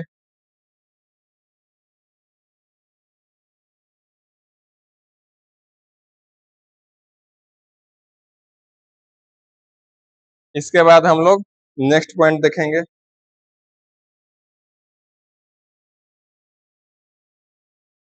अब हम लोग देखेंगे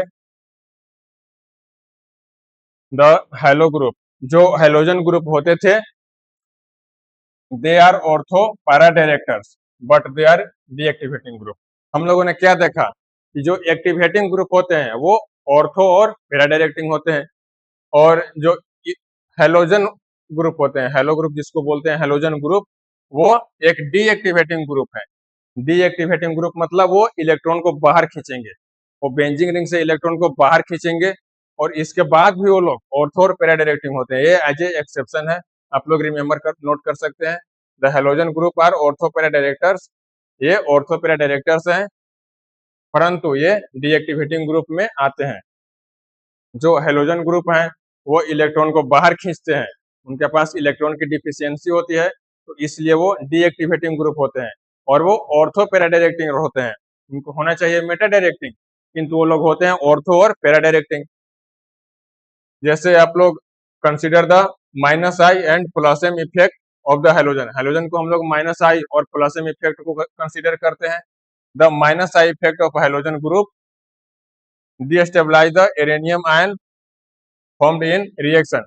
जो हेलोजन ग्रुप होते हैं उनके माइनस आई जो इफेक्ट होते हैं वो एरेनियम आयन को यहाँ पर डिस्टेबलाइज कर देते हैं। इसको बाद हम लोग नेक्स्ट पॉइंट देखेंगे।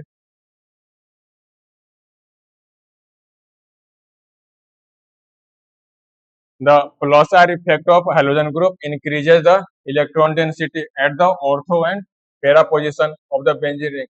हम लोग क्या देख रहे हैं कि जो हेलोजन ग्रुप होते हैं वो ऑर्थो और पैरा डायरेक्टिंग होते हैं।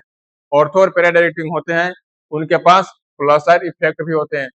तो प्लसर इफेक्ट से क्या होगा, तो प्लसर इफेक्ट से हम लोग देख रहे हैं increases the electron density at the ortho and para position. वो जो इलेक्ट्रॉन डेंसिटी को इंक्रीज करते हैं ऑर्थो और पैरा पे, क्योंकि ये ऑर्थो और पैरा डायरेक्टिंग होते हैं, ये ऑर्थो और पैरा डायरेक्टिंग होते हैं, इसलिए ये ऑर्थो और पैरा पोजिशन पे इलेक्ट्रॉन डेंसिटी को इंक्रीज करते हैं। वो इलेक्ट्रॉन डेंसिटी कैसे इंक्रीज होते हैं इसको भी हम लोग देख रहे हैं कि ये जो आप लोग देख रहे हैं कि हेलोजन के पास जो लोन पेयर है, ये लोन पेयर का यहाँ पर सप्लाई करेंगे, और इस तरह से यहाँ पर हम लोग क्या देख रहे हैं कि कार्बन आयन का फॉर्मेशन होगा। कहाँ हो रहा है, तो ऑर्थो पोजीशन पे कार्बन आयन का फॉर्मेशन हो रहा है। इसके बाद शिफ्टिंग होगा तो पैरा पोजीशन पे कार्बन आयन का फॉर्मेशन हो रहा है, माइनस चार्ज का डेवलपमेंट हो रहा है। इसके बाद भी जो शिफ्टिंग होगा तो वो कहाँ होगा, वो भी ऑर्थो पोजीशन पे होगा। ये कौन सा पोजीशन है, ये ये ऑर्थो पोजीशन है। तो ऑर्थो पोजीशन पे ये इलेक्ट्रॉन डेंसिटी का इंक्रीज कर रहे हैं। तो इसी बात को यहाँ पर बताया गया है कि द प्लस आर इफेक्ट, मतलब इलेक्ट्रॉन को यहाँ पर डोनेट करने वाले effect increases the electron density at ortho and पेरा पोजीशन। ये जो हेलोजन का प्लस आर इफेक्ट होता है, ये इलेक्ट्रॉन डेंसिटी को इंक्रीज कर देते हैं ऑर्थो और पेरा पोजीशन पे। तो यहाँ हम लोग देख लिए, तो इसको भी आप लोग नोट कर लेंगे।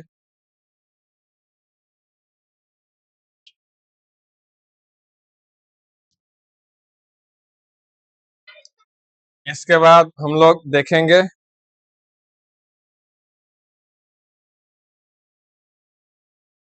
Generally the resonance effect outweigh the inductive effect. जो रेजोनेंस इफेक्ट होते हैं वो इंडक्टिव इफेक्ट को डोमिनेट करते हैं। रेजोनेंस इफेक्ट को फर्स्ट प्रायोरिटी देंगे और इंडक्टिव इफेक्ट को उसके बाद हम लोग कंसिडर करेंगे। However in the halogens inductive effect is more dominating than resonance. किंतु जब भी हम लोग हेलोजन को कंसिडर करेंगे तो ठीक इसके अपोजिट हम लोग कंसिडर करेंगे। हेलोजन के कंडीशन में हम लोग क्या लेंगे, तो हेलोजन के केस में हम लोग इंडक्टिव इफेक्ट को ज्यादा डोमिनेट मानेंगे रेजोनेंस से। जब भी हम लोग हेलोजन को कंसिडर करेंगे तो हम लोग इंडक्टिव को फर्स्ट प्रायोरिटी देंगे और रेजोनेंस को सेकंड प्रायोरिटी देंगे। हम लोग देख रहे हैं the electron density of chlorobenzene is depicted. इस फिगर में हम लोग क्या देख रहे हैं, इसमें क्लोरोबेंजीन के जो स्ट्रक्चर है उसको यहाँ पर डिपिक्ट किया गया है। The region with high electron density is represented in red and the region with less density is represented in blue। यहाँ हम लोग देख रहे हैं कि कुछ रेड पोर्शन है, ये हम लोग देख रहे हैं कि कुछ रेड पोर्शन है। तो रेड पोर्शन क्या रिप्रेजेंट करता है, तो red portion high electron density represent करता है। जो भी ये रेड पोर्शन है यहाँ पर हाई इलेक्ट्रॉन डेंसिटी रह रहे हैं, और जो region with less electron density represented in blue. और जो हम लोग यहाँ पर ब्लू देख रहे हैं, जो ब्लू पार्ट है, ये जो आप लोग ब्लू पार्ट देख रहे हो यहाँ पर इलेक्ट्रॉन डेंसिटी लो है। जो ब्लू पार्ट है वहां पर इलेक्ट्रॉन डेंसिटी लो है। Yellow and green region represented the intermediate electron density. और येलो और जो ग्रीन है, ये आप लोग देख रहे हैं कि ये जो येलो और ग्रीन है, ये येलो और ग्रीन जो पार्ट है ये यहाँ पर मॉडरेट इलेक्ट्रॉन डेंसिटी है। यहाँ पर क्या है, यहाँ पर मॉडरेट इलेक्ट्रॉन डेंसिटी है। और यहाँ पर हम लोग क्या देखें कि जो इंडक्टिव इफेक्ट होते हैं, जो इंडक्टिव इफेक्ट होंगे वो रेजोनेंस से ज्यादा होंगे। तो इसी बात को यहाँ पर रिप्रेजेंट किया गया है कि जो माइनस आई इफेक्ट होंगे यहाँ हम फर्स्ट प्रायोरिटी देंगे और जो प्लस एम इफेक्ट होंगे उसको हम लोग इसके बाद लेते हैं। तो इसको भी आप लोग नोट कर लेंगे।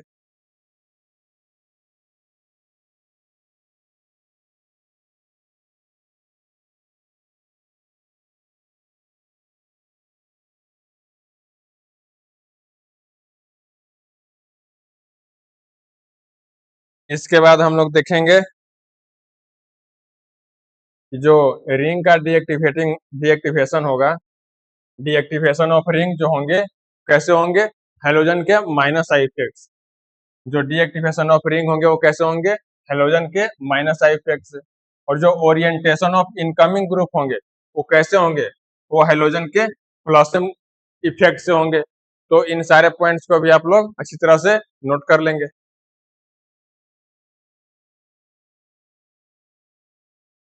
और जो हम लोग इलेक्ट्रोफिलिक एरोमेटिक सब्स्टिट्यूशन ऑफ हेलोरिन्स देखेंगे, हेलोरिन्स के जो भी इलेक्ट्रोफिलिक सब्स्टिट्यूशन रिएक्शन होंगे तो उसको भी हम लोग 4 पार्ट्स में स्टडी करेंगे। कौन कौन से पार्ट्स होंगे, तो इसमें हम लोग फर्स्ट देखेंगे, जो फर्स्ट होंगे उसमें हम लोग हेलोजिनेशन पढ़ेंगे।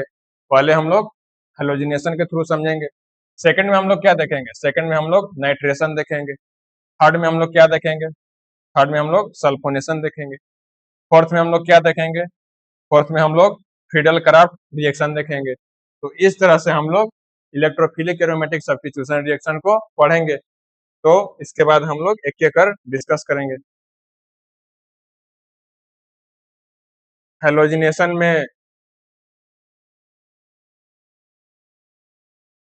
हेलोजिनेशन में हम लोग देखेंगे कि जो हेलोजन होंगे वो कौन कौन होंगे, वो क्लोरीन, ब्रोमीन और आयोडीन होंगे, ये आप लोग जानते हैं। जो नाइट्रेशन होंगे वो किससे होंगे, वो NO2+ से होंगे। जो सल्फोनेशन होंगे वो कैसे होंगे, वो SO थ्रू से होंगे। जो फ्रीडल क्राफ्ट रिएक्शन होंगे वो R+ होंगे या RCO+ होंगे। वो इस तरह से इन रिएक्शन को हम लोग क्लासिफाई करते हैं, तो इसको भी आप लोग नोट कर लेंगे।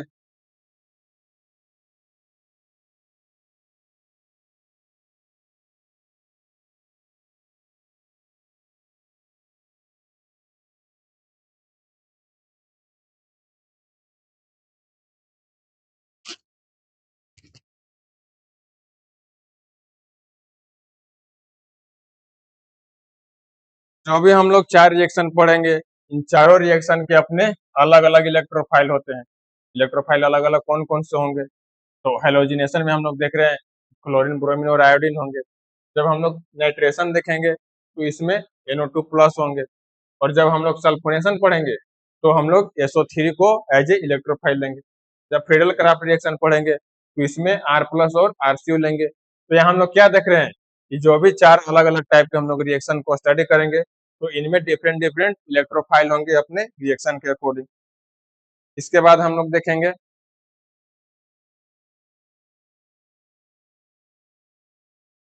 जो ऑर्थो और पैरा प्रोडक्ट बनेंगे तो उनको अफेक्ट करने वाले कौन कौन से फैक्टर्स होते हैं।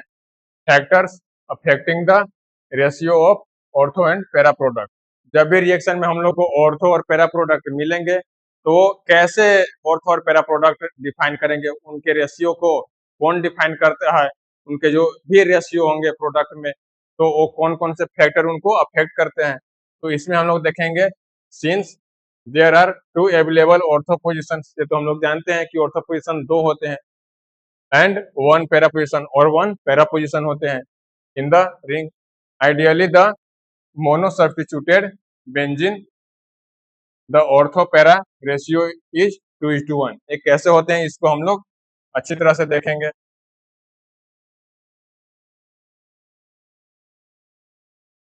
ये एक मोनो सब्स्टिट्यूटेड बेंजीन रिंग है, तो इसमें ऑर्थो कौन कौन से होंगे, इसमें ये ऑर्थो पोजिशन होंगे। तो यहाँ हम लोग क्या देख रहे हैं, there are 2 available ortho position, तो ये 2 अवेलेबल ऑर्थो पोजिशन हो गया।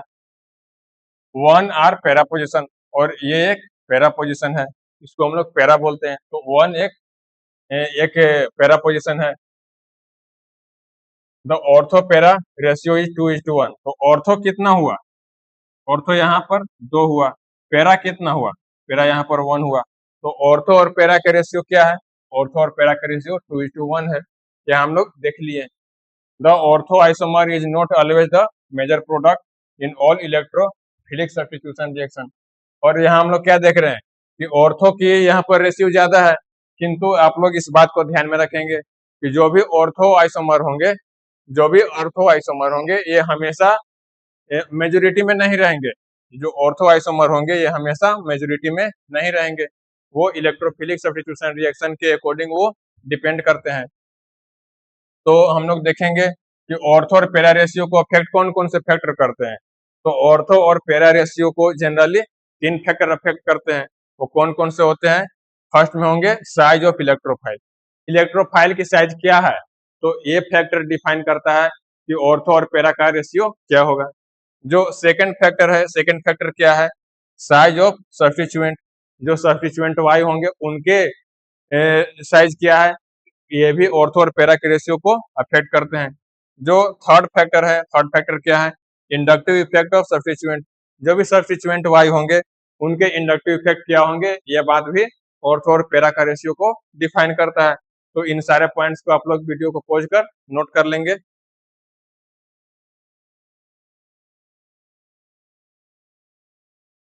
इसके बाद हम लोग देखेंगे an ortho and ortho para directing group, जिसको हम लोग वाई बोलते हैं, इसको ऑर्थो पैरा डायरेक्टिंग ग्रुप बोलते हैं, is attach to the benzene ring. Thus electrophiles are substituted at the ortho and para position of the benzene ring. जब भी ortho and para directing group benzene ring से attach रहेंगे तो जो electrophiles होंगे वो ऑर्थो एंड पैरा पोजीशन पे benzene ring के अटैच होंगे। इससे हम लोग देख रहे हैं कि ये ऑर्थो पैरा डायरेक्टिंग ग्रुप जब बेंजीन रिंग से अटैच होंगे तो इलेक्ट्रोफाइल कहाँ पे अटैच होंगे, इलेक्ट्रोफाइल किसको सब्स्टिट्यूट करेंगे, तो ऑर्थो और पैरा पोजीशन को सब्स्टिट्यूट करेंगे, ऑर्थो एंड पैरा पोजीशन को सब्स्टिट्यूट करेंगे। यहाँ पर भी कर सकते हैं और यहाँ पर भी ये जो ऑर्थो पोजीशन है ये दोनों क्या है, ऑर्थो पोजीशन है, और ये जो पोजीशन है ये क्या है, ये पैरा पोजीशन है। तो इस दोनों पोजीशन पे अटैच हो सकते हैं। तो यहाँ हम लोग देख रहे हैं कि इलेक्ट्रोफाइल और ortho para directing group are apart, दोनों बहुत दूर दूर हैं। आप लोग देख रहे हैं कि वाई जो है यहाँ पर है और इलेक्ट्रोफाइल यहाँ पर है। There is a negligible interaction, और इन दोनों के बीच में जो इंटरेक्शन है वो ऑलमोस्ट जीरो है। यहाँ पर हम लोग क्या देख रहे हैं कि ऑर्थोपैरा डायरेक्टिंग ग्रुप और इलेक्ट्रोफाइल दोनों नियर है, दोनों बिल्कुल बीच में है। तो इनके बीच में more interaction between electrophile and ortho para directing group, तो यहाँ पर इंटरेक्शन ज्यादा होगा। तो इसको हम लोग केस वाइज भी देखेंगे। तो हम लोग केस वन लेंगे। केस वन में हम लोग क्या देखेंगे, the variation of the percentage of ortho and para product when the size of the electrophile is less as shown in figure. जब इलेक्ट्रोफाइल रहेंगे, ये इलेक्ट्रोफाइल का साइज जब लेस रहेगा, यहाँ हम लोग क्या देख रहे हैं कि इलेक्ट्रोफाइल का साइज छोटा है, तो इलेक्ट्रोफाइल का साइज छोटा रहेगा तो ऑर्थो पैरा दो प्रोडक्ट होंगे, एक होंगे ऑर्थो और एक पैरा, उन दोनों का रेशियो किस तरह से वेरी करेगा इसको हम लोग देखेंगे। इसमें हम लोग क्या देखेंगे, if the size of electrophile is less, जब इलेक्ट्रोफाइल का साइज छोटा रहेगा, the amount of ortho product formed will be more, जब ऑर्थो प्रोडक्ट ज्यादा होंगे और पैरा प्रोडक्ट कम होंगे। तो इसमें हम लोग क्या देख रहे हैं, केस वन में हम लोग क्या देख रहे हैं, जब इलेक्ट्रोफाइल की साइज छोटा होगी, यहाँ हम लोग देख रहे हैं कि इलेक्ट्रोफाइल की साइज छोटा होगी, तो इसमें हम लोग को क्या मिलेगा, जो ऑर्थो प्रोडक्ट होंगे, इलेक्ट्रोफाइल जब ऑर्थो पोजीशन पे अटैच होगा तो इसको हम लोग ऑर्थो प्रोडक्ट बोलेंगे। तो यहाँ पर परसेंटेज ऑफ ऑर्थो प्रोडक्ट ज्यादा होंगे और परसेंटेज ऑफ पैरा प्रोडक्ट कम होंगे। तो इस बात को आप लोग अच्छी तरह से रिमेम्बर कर लेंगे कि जब इलेक्ट्रोफाइल की साइज छोटा होगी तो ऑर्थो प्रोडक्ट ज्यादा होंगे और पैरा प्रोडक्ट कम होंगे। इसके बाद हम लोग देख रहेंगे केस टू। केस टू में हम लोग क्या देखेंगे, केस टू में हम लोग देख रहे हैं the variation of percentage of ortho and para product में size of the electrophile is more. जब इलेक्ट्रोफाइल की साइज ज्यादा होगी तो ऑर्थो और पैरा प्रोडक्ट के परसेंटेज में क्या वेरिएशन होंगे, तो इसको हम लोग देखेंगे। If the size of electrophile is more, the amount of ortho product formed will be less the amount of para product. जब इलेक्ट्रोफाइल की साइज ज्यादा होगी तो क्या होंगे, जब इलेक्ट्रोफाइल की साइज ज्यादा होगी तो ऑर्थो प्रोडक्ट जो होंगे वो कम होंगे और पैरा प्रोडक्ट ज्यादा होंगे। वो जो प्रीवियस हम लोग केस देखें तो उसका ठीक अपोजिट होगा। हम लोग क्या देख रहे हैं कि जब इलेक्ट्रोफाइल की साइज ज्यादा है, यहाँ हम लोग क्या देख रहे हैं कि इलेक्ट्रोफाइल बड़ा है, जब इलेक्ट्रोफाइल बड़ा रहेगा तो ऑर्थो प्रोडक्ट कम होंगे और पैरा प्रोडक्ट ज्यादा होंगे। तो इस बात को भी आप लोग अच्छी तरह से नोट कर लेंगे। इसके बाद हम लोग देखेंगे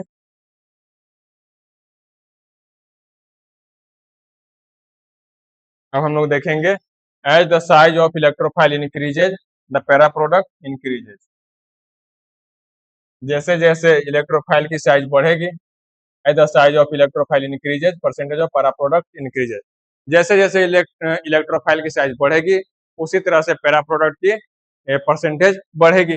तो हम लोगों ने पहले भी देखा, जब इलेक्ट्रोफाइल की साइज छोटा होगी तो ऑर्थो प्रोडक्ट ज्यादा होंगे, पैरा प्रोडक्ट कम होंगे।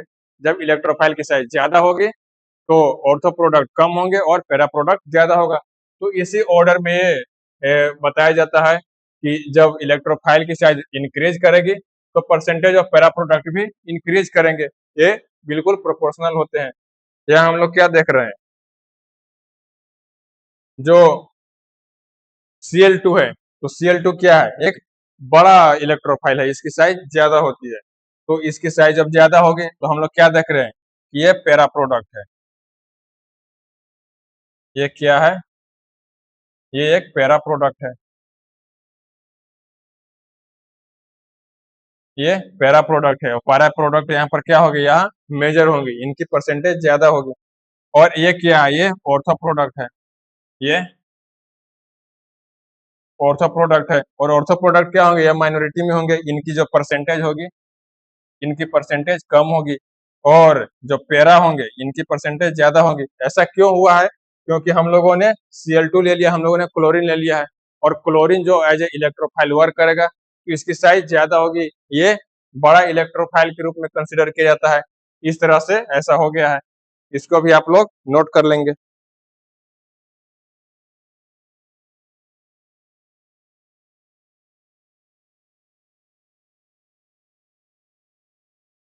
इसके बाद हम लोग एक डेटा के थ्रू भी इस कंसेप्ट को देखेंगे कि जैसे जैसे इलेक्ट्रोफाइल की साइज डिक्रीज करेगी, ये हम लोग क्या देख रहे हैं, इलेक्ट्रोफाइल की साइज डिक्रीज करेगी, तो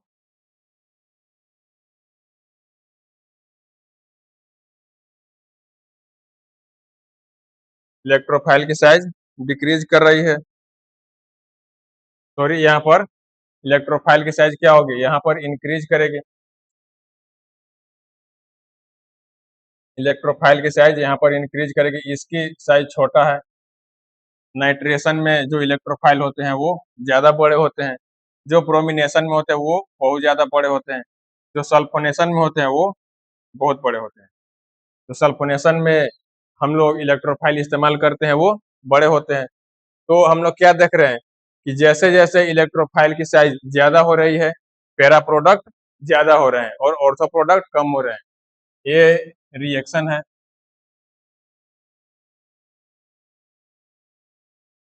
ये रिएक्शन है, और ये परसेंटेज ऑफ ऑर्थो है,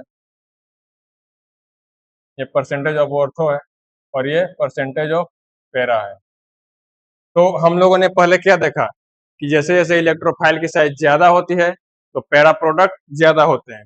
तो हम लोग देख रहे हैं कि जैसे जैसे इलेक्ट्रोफाइल की साइज ज्यादा हो रही है तो पैरा प्रोडक्ट ज्यादा हो रहे हैं। क्लोरीनेशन से जो हम लोग को पैरा प्रोडक्ट मिलेंगे उससे ज्यादा हम लोग को मिलेंगे नाइट्रेशन से। जब ब्रोमिनेशन कराएंगे तो और ज्यादा होंगे, और जब सल्फोनेशन कराएंगे तो सबसे ज्यादा होंगे। ऐसा क्यों होगा, क्योंकि सल्फोनेशन में जब हम लोग इलेक्ट्रोफाइल का इस्तेमाल करते हैं तो उसकी साइज सबसे ज्यादा होती है, और इसका जो रेशियो का ऑर्डर है ये भी है, इसको भी आप लोग अच्छी तरह से नोट कर लेंगे।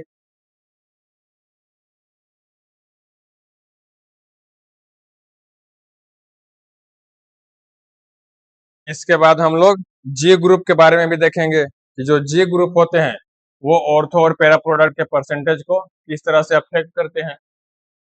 तो हम लोग देखेंगे द परसेंटेज ऑफ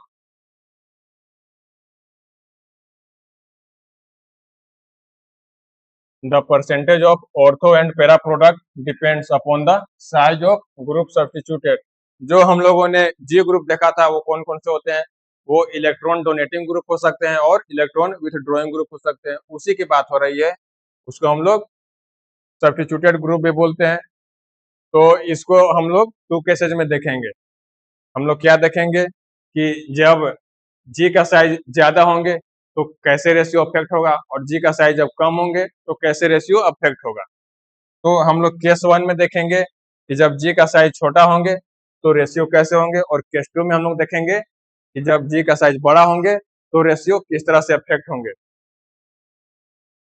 तो हम लोग केस 1 डिस्कस करेंगे।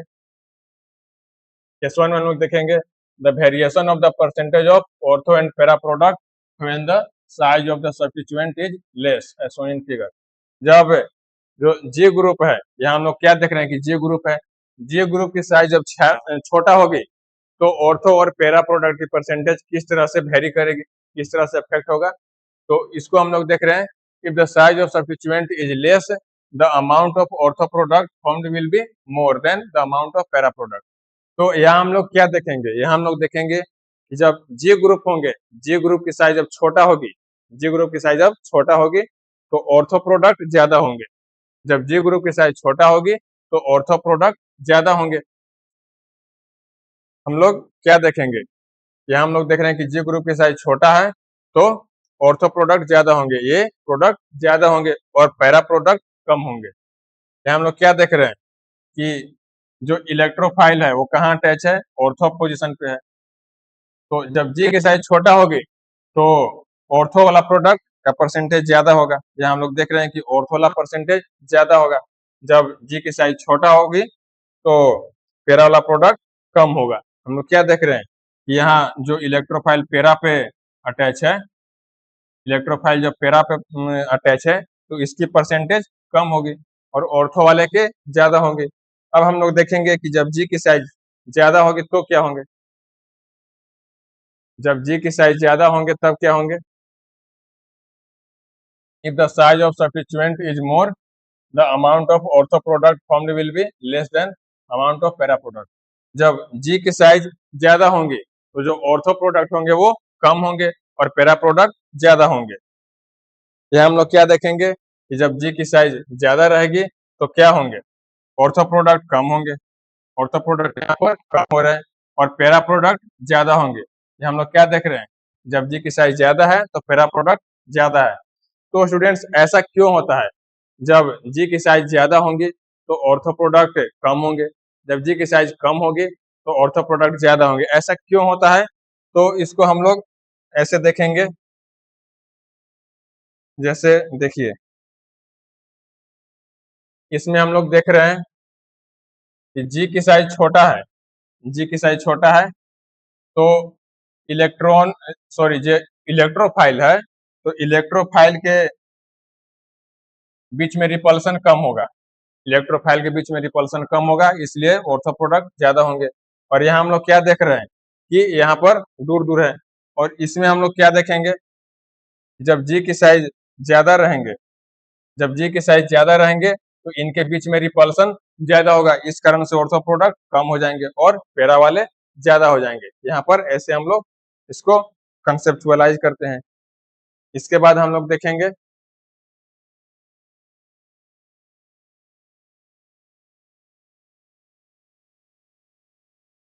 जब जी ग्रुप की साइज वेरी करेंगे तो हम लोग को ऑर्थो और पैरा का जो रेशियो होगा वो किस तरह से अफेक्ट होगा। इसमें हम लोग देखेंगे in the nitration of alkyl benzene the substituent on the benzene ring is varied keeping the electrophile constant. यहाँ पर हम लोग इलेक्ट्रोफाइल को कांस्टेंट रखेंगे, इलेक्ट्रोफाइल की साइज को हम लोग वेरी नहीं करेंगे, उसको हम लोग कांस्टेंट रखेंगे। The percentage of ortho and para product formed on the nitration of alkyl benzene with the varying size of the substituent on the benzene ring are given below। इस चार्ट में आप लोग देख सकते हैं कि जैसे जैसे हम लोग जी की साइज को इंक्रीज करेंगे तो ऑर्थो और पैरा प्रोडक्ट की जो परसेंटेज होंगे वो किस तरह से वेरी करेंगे। तो यहाँ हम लोग क्या देख रहे हैं, यहाँ पर जी ग्रुप है और यहाँ पर परसेंटेज ऑफ ऑर्थो है और यहाँ पर परसेंटेज ऑफ पैरा है, यहाँ पर परसेंटेज ऑफ पैरा है। तो हम लोग क्या देख रहे हैं कि जब जी की साइज ज्यादा हो रही है, जी की साइज ज्यादा हो रही है तो क्या हो रही है, पैरा का परसेंटेज ज्यादा हो रही है। जब जी की साइज ज्यादा हो रही है तो ऑर्थो की परसेंटेज कम हो रही है, जो कि हम लोगों ने पहले देखा। जब हम लोग CH3 लेंगे तो इसकी साइज छोटा होती है, CH3 की साइज स्मॉल होगी, तो इसमें क्या होगा, ऑर्थो का परसेंटेज ज्यादा होगा और पैरा का परसेंटेज कम होगा। CH2Me जब हम लोग लेंगे तो इसकी साइज ज्यादा है तो हम लोग को क्या होगा, ऑर्थो थोड़ा सा कम होगा और पैरा ज्यादा होगा। अब CHMe2 हम लोग लेंगे तो इसकी साइज तो काफी ज्यादा है तो इसमें ऑर्थो और कम हो जाएगा और पैरा का परसेंटेज बढ़ता जाएगा। जब CMe3 लेंगे तो इसकी साइज तो बहुत ज्यादा है, इसमें क्या होगा, हम लोग को ऑर्थो का परसेंटेज कम होगा और पैरा का परसेंटेज बहुत ज्यादा होगा। तो हम लोगों ने अभी तक जो भी पढ़ा उसको हम लोग समराइज कर एक चार्ट के थ्रू, एक टेबल के थ्रू हम लोगों ने देख लिया। तो इस पूरे टेबल को आप लोग अच्छी तरह से नोट कर लेंगे।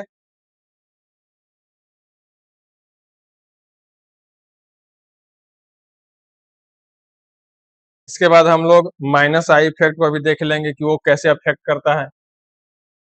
तो इसमें हम लोग देखेंगे minus I effect increases as electronegativity increases, ये तो आप लोग जानते हो कि जैसे जैसे इलेक्ट्रोनेगेटिविटी का इंक्रीज होता है, माइनस आई इफेक्ट भी इंक्रीज करता है। तो माइनस आई इफेक्ट इंक्रीज करेगा तो जो सिग्मा कॉम्प्लेक्स का स्टेबिलिटी होगा वो तो कम होगा, सिग्मा कॉम्प्लेक्स कम हो गए, वो डिक्रीज करेंगे और इस तरह से सिग्मा कॉम्प्लेक्स का जो परसेंटेज होगा वो भी डिक्रीज कर जाएगा। Since the minus I effect is a distance dependent effect, जो माइनस आई इफेक्ट है वो क्या है, एक डिस्टेंस डिपेंडेंट इफेक्ट है। जैसे जैसे डिस्टेंस बढ़ेगा तो माइनस आई इफेक्ट कम होगा, डिस्टेंस जब डिक्रीज करेगा तो माइनस आई इफेक्ट इंक्रीज करेगा। तो it will be higher on ortho position than para position. Ortho position पे माइनस आई इफेक्ट ज्यादा होंगे और पैरा पोजिशन पे माइनस आई इफेक्ट कम होंगे। और इसी तरह से जो प्रोडक्ट वेरी करते हैं, तो इसको भी हम लोग एक डेटा के थ्रू देखेंगे। हम लोग क्या देखेंगे, हम लोग यहाँ देख रहे हैं कि जब ऑर्थो पोजिशन पे ऑर्थो पोजिशन पे हेलोजन ग्रुप को अटैच करेंगे तो माइनस आई इफेक्ट ज्यादा होंगे, तो ऑर्थो का परसेंटेज कम होगा और पैरा का परसेंटेज इस तरह से होगा। जब हम लोग क्लोरीन के केस में देखेंगे तो ऑर्थो का परसेंटेज इस तरह से 30% होगा और पैरा का परसेंटेज 69% होगा। ये आप लोग देख रहे हैं, ऐसा माइनस आई इफेक्ट के कारण होता है। जब हम लोग क्या देखें कि minus I effect distance dependent होते हैं, यहाँ पर माइनस आई इफेक्ट कम हो रहा है तो इसलिए पैरा का परसेंटेज ज्यादा होगा। यहाँ पर हम लोग क्या देख रहे हैं कि माइनस आई इफेक्ट ज्यादा हो रहे हैं तो ऑर्थो का परसेंटेज कम होगा, और यहाँ पर माइनस आई इफेक्ट ज्यादा हो रहे हैं, सॉरी यहाँ पर माइनस आई इफेक्ट कम हो रहे हैं क्योंकि डिस्टेंस ज्यादा है, तो यहाँ पर पैरा का परसेंटेज ज्यादा होगा। और इसी तरह से हम लोग ब्रोमीन और आयोडीन के केस में भी देखेंगे। ब्रोमीन और आयोडीन के केस में हम लोग देख रहे हैं कि यहाँ पर डिस्टेंस कम है तो माइनस आई इफेक्ट ज्यादा होंगे, तो इस तरह से ऑर्थो का परसेंटेज कम होगा और पैरा का परसेंटेज ज्यादा होगा। और आयोडीन के केस में भी हम लोग देख रहे हैं कि जब ऑर्थो पे रहेंगे तो उसका परसेंटेज कम होगा और पैरा पे रहेंगे तो उसका परसेंटेज ज्यादा होगा। तो स्टूडेंट्स, आज हम लोगों ने जो भी पढ़ा वो काफी इंपॉर्टेंट कंसेप्ट थे। इन सारे कंसेप्ट को आप लोग अच्छी तरह से रिवाइज करेंगे और इसके नोट मेकिंग भी आप लोग अच्छी तरह से करेंगे। और आई होप स्टूडेंट्स ये सारे कंसेप्ट आप लोग को समझ में आ गए होंगे। और आप लोग को जो भी कंसेप्ट समझ में नहीं आया है तो आप लोग कमेंट सेक्शन में जरूर बताएंगे कि कौन से कंसेप्ट को अंडरस्टैंड करने में आप लोग को डिफिकल्टी हुई हो, और आप लोग अच्छी तरह से रिवीजन करते रहें और नोट मेकिंग भी करते रहें। फिर मिलेंगे नेक्स्ट लेक्चर में, तब तक के लिए थैंक यू।